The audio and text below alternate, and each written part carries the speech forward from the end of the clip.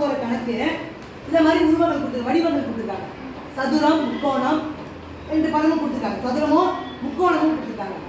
இந்த முதல் சதுரமும் மைனஸ் முக்கோணத்தை கழிச்சா எவ்வளோ வருது? 1. இது ரெண்டையும் கூட்டினா 7. இந்த மாதிரி கொடுத்துட்டு எந்த நம்பர் நம்பர் கொடுத்துருக்காங்க. இப்போ 2 எண்களின் கூடுதல் என்ன? 7. 7 வந்து எப்படிலாம் பிரித்து எழுதலாம் பார்த்தீங்கன்னா 1 + 6 எழுதலாம். 1 6 கூட்டினா 7, 2 5 கூட்டினா 7, 4 3 கூட்டினாலும் 7 தான். இந்த 3 அடிப்படையில் எந்த நம்பர் இதில் போட்டு வேறுபாடு என்ன எவ்வளோ கொடுத்துருக்கு? 1. கூடுதல் 7, வித்தியாசம் வேறுபாடு எவ்வளோ கொடுக்கப்பட்டிருக்கு? 1. அப்போ 2 நம்பரும் எந்த நம்பர் கரெக்டான நம்பர் போட்டால் இந்த 2 கணக்குகளுக்கும் பொருந்தும் அப்படிங்கிறத நம்ம கண்டுபிடிக்க போகிறோம். இப்போ பாருங்க, 1 + 6 போட்டுருவோம். அது இங்கே பொருந்துமா? பொருந்தாது. 6ல் 1 கழிச்சா 5 வரும். அதே மாதிரி 5 + 2 இருக்கு. 5ல் 2 கழிச்சா இங்கே 3 வரும். அடுத்து 4 3 அப்ளை பண்ண போகிறோம்.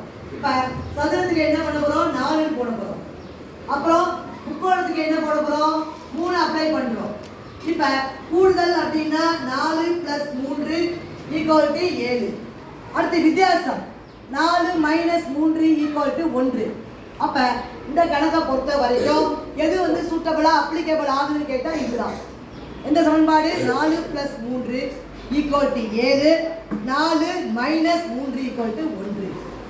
இதுதான் இந்த கணக்குக்குரிய விடையாகும்.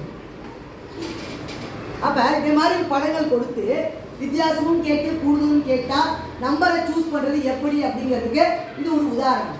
ஃபஸ்ட்டு கூடுதலை வச்சு பார்த்துட்டு என்னென்ன நம்பர்லாம் போட்டு கூட்டினால் இது வரும் 7 அப்படின்னு பார்த்த பிறகு அதில் எது வித்தியாசத்தில் 1 வரும்னு பார்க்குறப்ப இந்த கணக்கை பொறுத்த வரைக்கும் என்ன ஆன்சர் வருது? 4 + 3 7, 4 3 கழிச்சா 1. அப்போ இதுதான் இதுக்கு கணக்குரிய விடையாகும். புரிஞ்சுங்களா எல்லாருக்கும்?